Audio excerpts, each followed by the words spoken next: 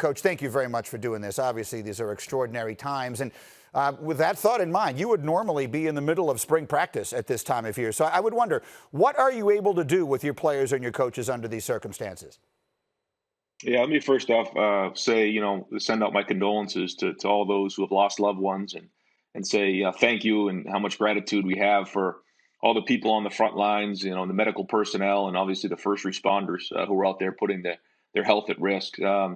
Yeah, it's been a very strange spring for us. And, really what we can do now is just try to keep the guys on a routine. We kind of have guys spread out throughout the country. And, they're in such a routine, and this generation is so used to having constant feedback that it's our job as coaches to really open the lines of communication up on a daily basis and try to keep that structure at home and lean on the parents the best we can. All of our classes are now either virtual or online, and so that's new. But then also, we're able to give them a workout plan, but at the end of the day, it's kind of up to them to do the workouts.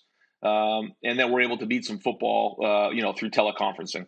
You bring up a really interesting thought there that I hadn't considered.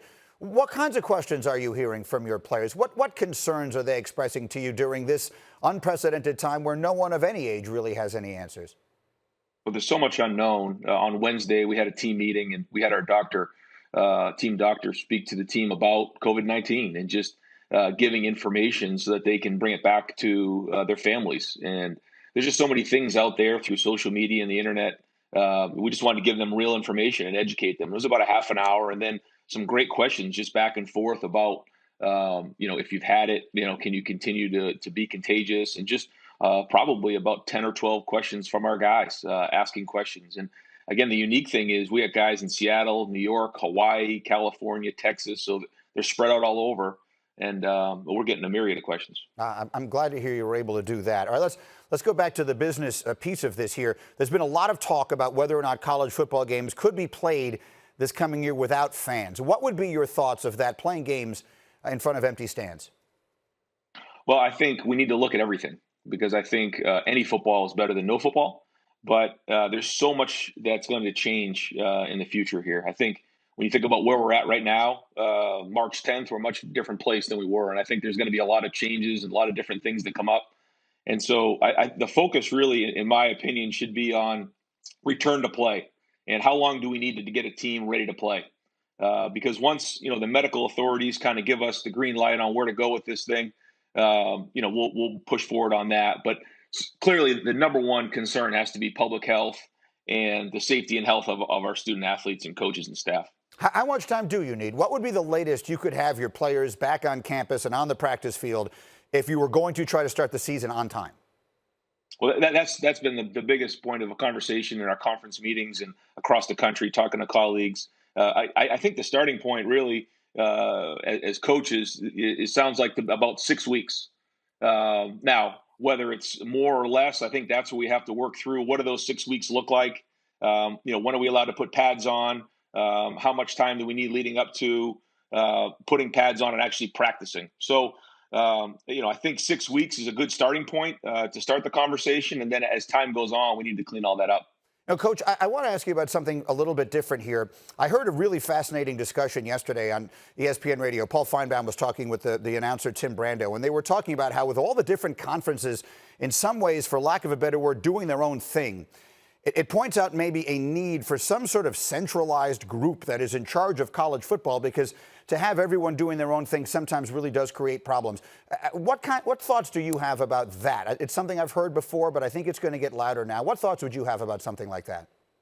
Yeah, I think one of the major challenges we have is that the gathering, the group gathering restrictions and things that go on are going to be very different from state to state. So I do think that the NCAA is really working hard now to combine groups together to come up with a plan. And I know they've done that now. They've come up with the COVID-19 advisory panel.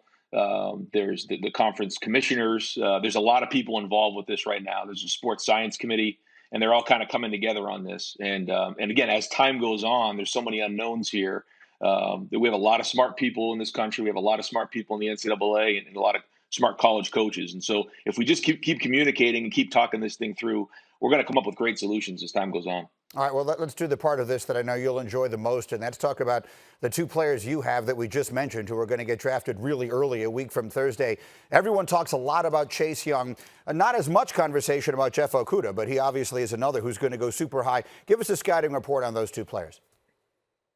Well, I think both of them are very, very talented, but I think you saw in their third year, both of them really stepped up in a big way. They took on a huge leadership role for us. They play a lot. They're both very, very durable.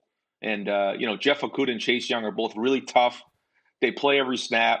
They're very competitive, very talented, very versatile. Two of the best players I've ever been around. Chase Young can kind of do it all in the run game and the pass game and plays every snap hard. And then Jeff Okuda has so much range. He's very, very competitive, does an unbelievable job off the field, too, of studying. And I think, these guys are can't miss long-time players in the NFL. All right, and then a final thought here. You may have heard your friend and mine, Bob Carpenter, got the question wrong, the trivia question, which was an Ohio State question right before we came on. And I just wonder if you find it difficult when he is constantly telling you what plays you should be running, what defense you should be running. I know that he's doing that. Just how challenging is it to deal with Bobby there every day? Well, there's a lot of voices in Buckeye Nation, and Bobby, has his opinion too, but he does a great job of not always just slamming it down our throats. But, every once in a while he throws a little something in there. That's good, just to keep us on our toes. It's nothing wrong with that. All right, that's well. Bob, you got any message for your coach? I just hope he stays healthy and keeps these guys ready to go when the fall comes. That's it. I try to stay out of that, Mike. All right, we'll see. I know that's not true. I know he's constantly designing defenses for you. Ryan Day, thank you very much. Thanks for having some fun with us here, which is what we're trying to do for everybody out there. And best of luck. Stay healthy, and we'll see you soon. Thanks for doing this. Thank you for watching ESPN on YouTube. For live streaming sports and premium content, subscribe to ESPN+.